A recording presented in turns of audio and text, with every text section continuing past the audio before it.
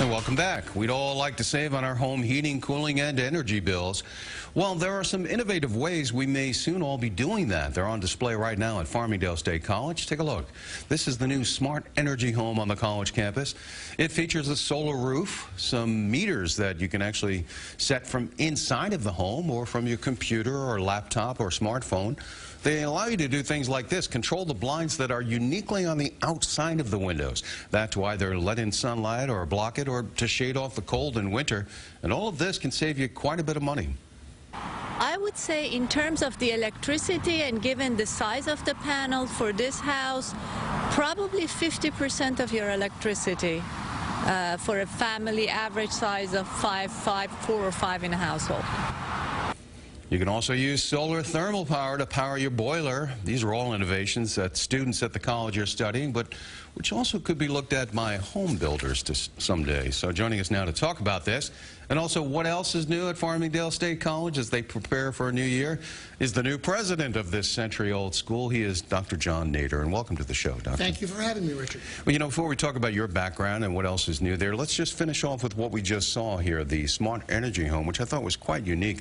You think we're going to see these innovations in our home anytime soon? What's been the community response to it, and do you have builders coming in looking at it? We actually have many people coming to campus to look at the Smart Energy Home, to adopt some of the things that we're pioneering there, and to take them and use them in building practices. We're about to launch a sustainable energy degree. It will probably be in fall 17, and many of the things that we see within this home, as well as other forms of alternative energy, will be the focus of that program. So we'll be sending students out into the workplace who have a background in solar, in photovoltaic, and may even have worked in a smart grid along Route 110. Well, this is the wave of the future. We all know that. Now, as we say, though, you're part of the future here, too, and the present. You were recently appointed as the new president. Tell us about your background. I've been on the job for a month, and I love Farmingdale State College. The campus has an enormous number of good things going on. Frankly, Farmingdale is in growth mode. I believe this fall we'll cross the 9,000 student threshold. We will probably have the second largest undergraduate enrollment on Long Island. And in 2016 and 2017, we'll be launching some new academic programs. And that is really impressive because, you know, I mean, truthfully, decades ago it was known as sort of like this cute, sleepy little suburban college, and it's certainly not that anymore. How does that 9,000 compare to, say, 20 years ago for population? I think this is not the Farmingdale of people's parents' and grandparents' generations. Many of our programs are focused on business applications that can serve the Long Island economy, and those can be in alternative energy, those can be in engineering, those could be programs that come out of our new business school. So the days when Farmingdale was an agricultural institution running day and evening programs is past.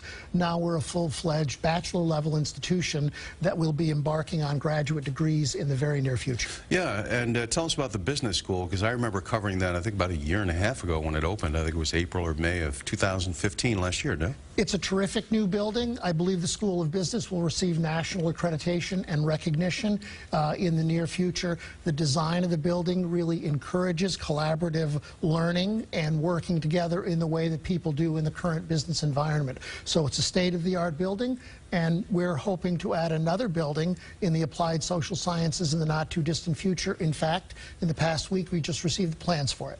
Well, what's mission number one for you taking on this new job? Mission number one is to reiterate what I just said to you, Richard, that Farmingdale State College has an enormous number of good things going on, and we're going to work very hard to raise its profile, not only on Long Island, but more broadly in New York State, because we have a unique array of programs. We are in growth mode. We would like to engage in further capital construction to accommodate that growth, and we know that 85% of our graduates are employed within a few months of graduation, and the vast majority of them are working in their field of study. Yeah, that's a good statistic, because we've done stories on college students, tens of thousands in debt that can't find a job working in fast food places. So it's good to hear that you're getting that kind of employment level. We've actually taken a very close look at the debt issue, and we've discovered that our students graduate with less than half of the national average debt load. So We have SUNY tuition, we have relatively light debt loads for our students, and we know we have great employability outcomes. Yeah, the tuition there is reasonable compared to many universities that offer similar, what would it be, about $6,000 or $7,000, $8,000 a year? We're looking at about $6,600 a year. So, and compared to national statistics, and certainly in the New York area, that's considered very moderate and doable. But, you know, you talk about you want to create more buildings and more expansion. Are you running out of space there? Because you have a limited amount of space on your campus, don't you? We actually are running out of space. The campus is blessed with some beautiful green space, and I want to enhance that aesthetically. We are going to need at least an additional academic building to accommodate the growth we anticipate in the coming years. In fact, even in the fall, we will be cramped for space in some buildings. So it's imperative for us to keep moving forward, serving the students on Long Island and beyond who want to be at Farmingdale State College. And that's going to require capital construction. Yeah, and, you know, even in the summer, the place is busy. Right now, you're running some programs, right? When I went over there to get video of the Smart Energy Home, I saw a ton of students walking in and out. We have a very ambitious summer school. We offer multiple sessions, and we have a wave of athletic and academic camps who use the campus facilities during the summer. So we are truly a public institution serving New York and Long Island's public. You know, that's you talk about athletics, because that's been a growing part of Farmingdale State College as well.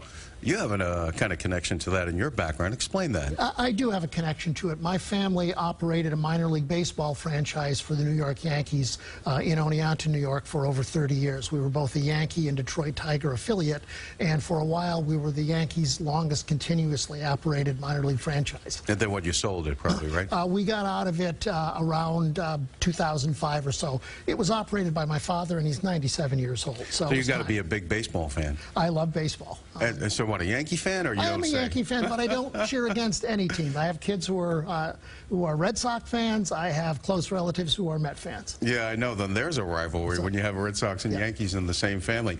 But now, how does that experience growing up in a family so closely tied to big-time athletics like that, how's that going to, you know, affect your vision for what the sports programs are over at your school? Because, you know, a lot of times people come from the academic world. That's not always #1 consideration for them. It is not. We have very strong athletic programs. Their fundamental focus is on the academic success of the students.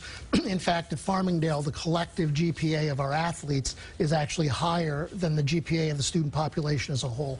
Our coaches and athletic directors really push that Division III athletics is a learning opportunity, and they're there to be students first and athletes second. And I endorse that. That's not the same thing as being in professional sports, and I know clearly the differentiation between the two. Well, that is important, and well, we wish you the greatest success there. Dr. John Nader, he's the new president of Farmingdale State College. People will be getting to know him this fall. Thanks for checking. They will, and thank you, Richard. You're welcome.